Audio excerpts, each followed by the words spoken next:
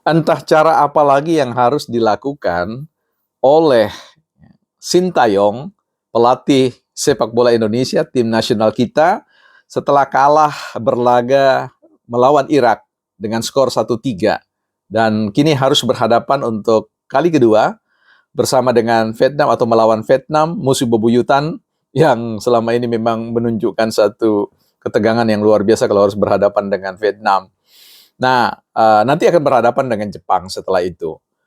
Tetapi persoalannya adalah, ya, Sintayong harus berpikir keras untuk bisa membuktikan dirinya bahwa ia bisa kembali kepada performa yang diinginkan dan bisa memetik kemenangan melawan Vietnam.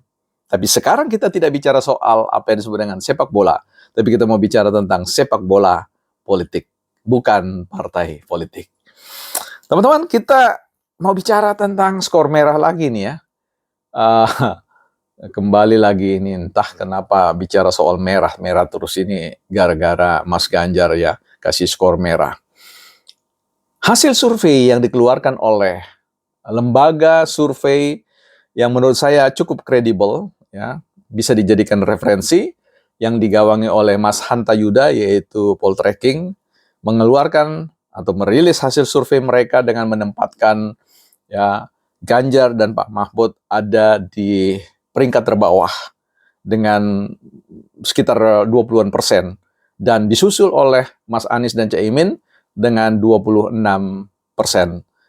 Artinya kalau kita merujuk pada data yang dilakukan, survei yang dilakukan oleh Litbang Kompas pada bulan Desember waktu kemarin, di tahun kemarin, itu kelihatannya tidak ada perubahan yang signifikan, ya.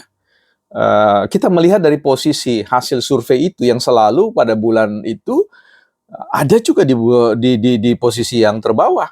Dan sekarang injury time, ya, Mas Ganjar dan juga Mas Prabowo, Mas Ganjar dan juga Pak Mahfud masih berada terbenam, terperosok, terpuruk di level terbawah ini. Nah, ini kan tentu memusingkan, membuat para elit-elit harus mengubah strategi. Ya, memang ada kesadaran waktu itu bahwa setelah mereka mengevaluasi, mereka memandang bahwa strategi untuk menyerang Jokowi bukanlah sebuah strategi yang terbaik, justru blunder, justru menjadi bumerang, ya, dan seluruhnya, sehingga ada perubahan-perubahan yang lebih mengedepankan visi dan misi, ya, mulailah terdengar soal telur, ya, dan seterusnya.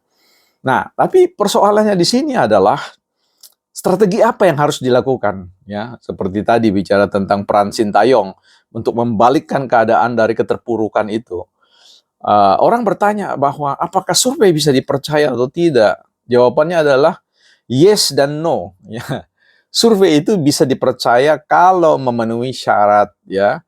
Artinya dikerjakan dengan metodologi yang tepat, ya, dikerjakan dengan satu tujuan yang murni, ya, kemudian dilakukan oleh orang-orang yang memang expert di bidangnya. Dan tentu bicara tentang kolaborasi dengan responden yang memang menyampaikan apa adanya, ya, artinya bukan dibuat-buat, bukan disetting dan sebagainya. Ya, itu bisa menunjukkan katakanlah tingkat kebenaran yang bisa dijadikan rujukan. Kalau ada orang mengatakan bahwa itu survei abal-abal, itu tidak bisa menggambarkan ke hasil nyatanya nantinya, ya, itu juga ada benarnya, tapi tidak sepenuhnya benar. Bahwa itu tidak menggambarkan hasil sepenuhnya, ya bisa saja, namanya kan memberikan proyeksi ke depan berdasarkan pada sebuah survei kekinian, artinya biasanya hasil survei yang sifatnya tanya jawab kepada responden itu, ya memang masa berlakunya kan tidak terlalu lama, karena itu terus-menerus dilakukan survei-survei yang terus-menerus secara berseri, ya, berkelanjutan, sehingga akan dilihat nilai rata-rata itu. Dan itu sedikit banyak menggambarkan. Kita tentu percaya bahwa ketika pemilu terjadi, semua orang banyak percaya terhadap hasil yang namanya quick count atau hitung cepat. Nah, quick count itu kemudian ketika kita lihat hasil yang dirilis oleh KPU, datanya tidak jauh berbeda, sehingga jauh sebelum KPU merilis, ada paslon yang berani memberikan selamat kepada paslon yang lain yang dinyatakan menang oleh lembaga-lembaga survei. Jadi ini hati-hati ya.